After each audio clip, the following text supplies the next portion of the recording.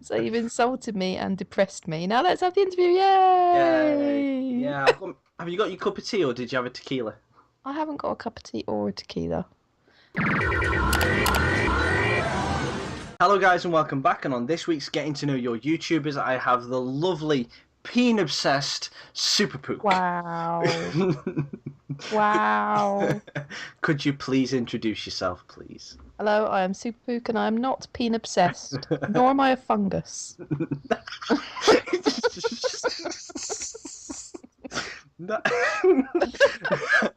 That'll come to light in the outtakes show. I'll show you at a different date. Or Pook might feature it on her channel. We'll wait and see what she wants to do, whether she hates me by the end of this interview. So, By the end of the interview, yeah. by the end of you'll probably hate me by the end of the interview. You hate me now, you hate me even more by the end of it. Awesome. So, for all of them who don't know about you, who are you? Are you a gamer girl? Are you a walrus wang? And what kind of videos can they expect to see on your channel? I make a kind of, I don't know. Geez, I always hate that question. I make whatever I'm in the mood to make. Recently I did a series called COD Psychology where I talked about kind of behavior, human behavior, and how it relates to gaming. Things like anger, maturity, stuff, women versus men, where there's a difference in how we play. And I've just started my new favourite series, which is 50 Shades of COD, which is which are about a minute and a half long each episode, and they are erotic COD videos. I've got to ask as well on that. Do you write the script yourself, or do you get a screenwriter?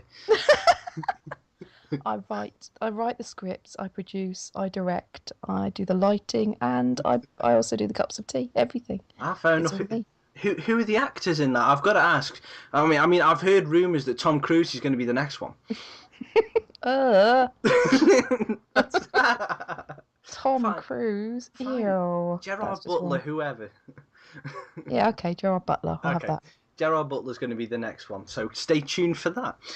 So, I've got to ask, how long have you been on YouTube, and why did you think of starting a YouTube channel? I don't know how long I've been on YouTube. I think since March last year, possibly. Yes, because I got my PVRE thing as a Yeah. birthday present. So yes. Fair So enough. February or March it'll be. Cool. I wanted to do it because I really liked watching. I knew absolutely nothing about YouTube until I joined Twitter. And then I started watching videos by Tomahawk Tricks and by Dutchy DC. Yeah. And I loved how Tricks made gaming look like an art form. It was so creative and brilliant. And Dutchy DC brought out the fun side of gaming and was just hilarious. So I just wanted to make videos which showed people that gaming was about fun, essentially. So I thought I would. Fair enough. There's someone else in the background there. Did you hear that? Is it something like I'm home or something That was like that? I'm done. That was Alex saying he's ready to be tucked into bed. Oh, fair enough. But not by me, it's okay. It's a stranger I got off the street. He's going to tuck him in. The milkman's back, is he? Wow. Wow. I do apologise. So, obviously, you've talked about what's going on in the mini. Do you have any plans for any future projects, any future series that might appear? Or are you just going to, as you said earlier, just play by ear and see what you find interesting at the time? Yeah, I am. Generally, I find the more articles I read and the more television I watch, and the more I pay attention to Twitter, the more often I get kind of inspired to do random commentaries about topics. And I'm really loving doing 50 Shades of COD at the moment. And I like doing, obviously, I'll carry on with the live commentaries that I do every so often. And I think I need to put a few more custom games videos up there as well, because we have so much fun doing the custom games. I'm waiting for the Pook Says one. I'm waiting for one of them. Yeah, I keep forgetting to record. That's the problem, because I'm having too much fun actually doing the games that I forget to record them. That is always a problem with them, because you kind of, if you just think, oh, I've got to record this, it kind of takes the edge off a little bit. Whereas it's always the case where you're trying to be spontaneous and just be normal. It's the most fun. Yeah, and also if I have to record my voice playing Pook Says, Yeah. mainly what you hear is me cackling and shrieking and cackling and shrieking, and that's it. Because everyone That's is so true. funny. That's true. When you first started YouTube, did you set yourself any targets like, say, 500 subs, 100 views, 10 likes on a video, that kind of thing, or did you just be loosey goosey and just take it as it went? Loosey goosey. Wow. It's been your favourite word, favourite phrase after last week. Um, no, I never set any targets at all, Yeah, ever.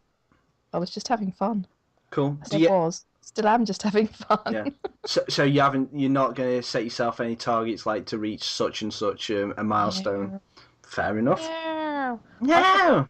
When I got to 1,000 subs, I forgot to do a thank you video. When I got to 1,500, I forgot to do a thank you video. So maybe when I get to 2,000, I'll actually remember to do one. So Like, there you go. we'll set a reminder up for you. Yeah, yeah, please. Yeah. Email reminder on your phone. Pook reached 2,000 subs. Do reminder video now, you peen. Right, you just said do reminder video, so ha ha fail. Wow. Ha Oh ha ha no. ha. You see, that's the problem. That's why I'll never have as many subs as anyone on YouTube. I Right, because you're fail. a simpleton. Yeah. Yeah. The top of the king. So now this is this. Before we go into the last question, which I ask everyone, this is a special question for the Pook, the Pookinator, the Pookmeister. Wow. Yeah. Now you obviously before you obviously part. You've gone now, haven't you? I'm just remembering what you said earlier about me being a fungus. Carry on. Oh, fair enough. Yes, you mushroom. Um, right, so obviously you're partnered with Yaush and are a Yaush Reloaded director. Now, have you noticed a confidence increase since you got partnered? And basically, Gnarly Rick, I think it was, you said that noticed your content. I think was it the I was about to say butterfly video, the dragonfly, the dragonfire video that kind of gnarly Rick saw and kind of said, you know what, you can be a Riaush director for this. Have you noticed that you've kind of spiked? It sort of went the other way in that he asked the Dragonfire video was the one that he asked me to make a series for Reloaded. Fair And enough. so I suggested I could do that, and that was the first one of Okay. the ones I made for Reloaded. It was just like, yeah, my normal stuff that he thought, wow, she's weird. This is entertaining. We'll put that on the house. Ah, People will call her names. Hurrah! yeah. But have you noticed a difference in your approach to YouTube and your videos, confidence-wise, since you've been partnered? Definitely. I think before it always felt like I wasn't going to fit in anywhere because I was slightly odd. You know, I wasn't a girl gamer and I wasn't like I wasn't like a quick snipe. A quick sniper? What's that? Wow. I wasn't a quick scoper. That's I it, didn't have 100 subs lost right there. I didn't have like massive gaming skills. I was just, slightly above average and a bit weird. Okay. So yeah, I didn't see where I was going to fit in. So when they actually looked at my channel when I was below the amount of subs and below the amount of views that they require normally, and they actually looked at the content and said, "Oh no, we want you," rather than just looking at statistics, then it gave me a huge confidence boost, and I stopped worrying about making videos to fit in to a particular bracket or fit in with who I thought I should be, and I started just making videos about which came from my mental brain, just whatever videos I fancied making. Yeah, and it's kind of one of them things. The people who analyze YouTube and look around and look for talent, like the Yaush recruiters and all stuff like that, they're always looking for one or two of the cookie cutters, so to speak, the people who do the tips and tricks and that kind of thing, who are the ones who follow the mold and carry on through. And then you get one or two other commentators that just come, smash that all to pieces and just say, you know what, I am who I am. You either like me or you don't. I am who I am. Carry on. But I can't follow that. How can I follow that? So, but and then you just come in with your own brand of COD psychology, so to speak, YouTube psychology, and you've broke that mold, and you've done really well with it. And you can tell if you watch videos from pre-partnership to now, you can tell in sort of like the way that you're approaching, the way your voice sounds, and the way everything is. You kind of, it's like not a single fuck was given, but there's still so much care taken in the production of the video. Mm. Mm. I made a big kind of breakthrough for me was I sort of sat down because Tomahawk Tricks is a huge sort of influence, is a huge mentor for me. Used Yeah. to talk to him by DM, and he kind of said to me, "You need to think about the quality. You need like I had my kind of slightly shonky intro and intro song before, which were brilliant, but they weren't like massively professional. The intro was great." That was lovely, but the intro song obviously not massively professional. It was Yeah. just the lovely Smith, Benjamin singing. He said you need to think about that. You need to think about your background and your logo. You need to sort of brand yourself up so you look professional, so that you then have the freedom to kind of explore who you are in your videos more, and just Yeah. think about the quality of your videos. Don't just put stuff out to have a video out.